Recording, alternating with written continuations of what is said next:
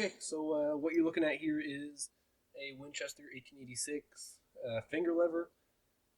For me, this thing was way too small. I mean, I know there's a whole debate of it's a finger lever. That's what it's called. That's not a hand lever. You're only supposed to put like one or two fingers in there and work the action. But I mean, 86s are pretty big, which means they're large caliber rifles, and larger calibers are usually longer cartridges, and that means longer actions. So I just like to put three fingers, sometimes four, depending on how I'm feeling. And it gets especially harder in winter because it's cold. I mean, your fingers may or may not be frozen. Depending on the situation, it may be an emergency situation. Obviously, most people have gloves, mittens. It's impossible. Gloves, it's doable. Maybe with a bigger lever it would be doable, but definitely not with this one. I mean, my hands aren't the biggest hands ever. They might be the dirtiest, but not the biggest. I mean, you can see here 3 fingers. I mean, I'm pretty tight in there. 4 fingers, it's not even, barely even doable. But I mean, not a fan of the little like 22 short stroke 1 finger lever thing.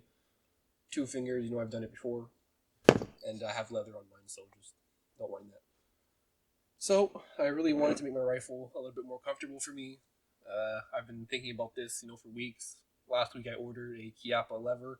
They said it was factory spec. People on forums confirmed it. The factory didn't want to tell me too much because they don't sell original rifles, so they don't. If I damage my rifle, they didn't want to be responsible. But people on forums were nice enough to help me out, and they told me that the Chiappa parts were factory spec. So I finally purchased a repro lever. It costed about maybe $100 something for me. An original lever, if possible. If you guys could find one anywhere. I think there's one right now on eBay, and it's about $144 US, which would be 200 some dollars. I mean, almost $200, probably around 200 plus shipping, and then the whole thing. So I went for the repro lever. So, let's see what the final product looks like.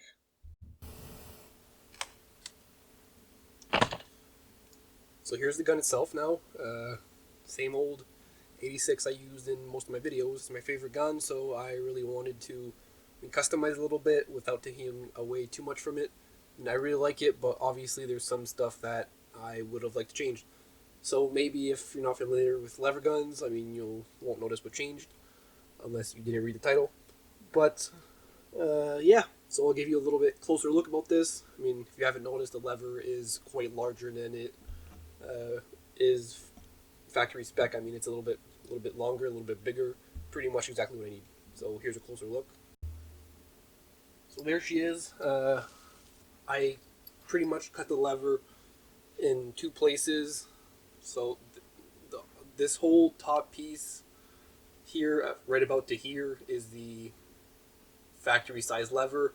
Then I had to cut a piece off of here, and then the backwards piece here, that pretty much this piece here, just a smaller piece, I flipped it around. So this here is a top piece, then I welded it here, and this piece over here is the bottom piece, pretty much the other half of like the C shape. I flipped it around, flattened it out a little bit, bent it just a little bit, because this stuff is very, very hard metal, and it cracks. I know it cracked. I cracked a little piece off of it, so I had to fill it up with weld. So definitely heat it up with like a little handheld propane torch would be enough. But the steel is extremely hard, extremely brittle, so don't try to bend it in a vise if you ever want to do this for any other lever gun. So yeah, pretty much exactly what I wanted. People on forums would always, well, you can't make a big lever, it looks ugly and stuff, and now they've seen this one, they're like, well, actually, it looks pretty good. Because, people are familiar, when you say big loop, they'll think of a Henry. They have a little, like, kind of more triangular loop, the models. Marlin also makes one, which I don't really like. It's like an oval loop kind of thing, looks awkward. And then, of course, people, you say big loop, they think that massive John Wayne one there on the 92 that he had. Like a huge loop. It's like a 6-inch loop, just a massive, massive loop. Me, I didn't really want anything. I just wanted something a little bit fatter and a little bit longer to fit my hand in.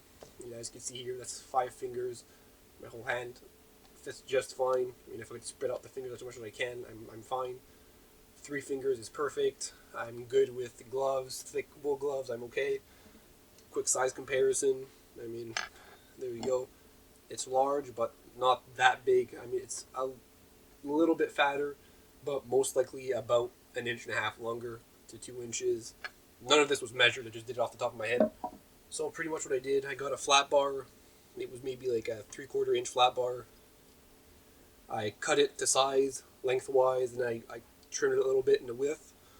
But I mean, I think it came out pretty nice. I'm not the best at welding. I'm going to have a MIG welder. That's what I used in about a medium setting.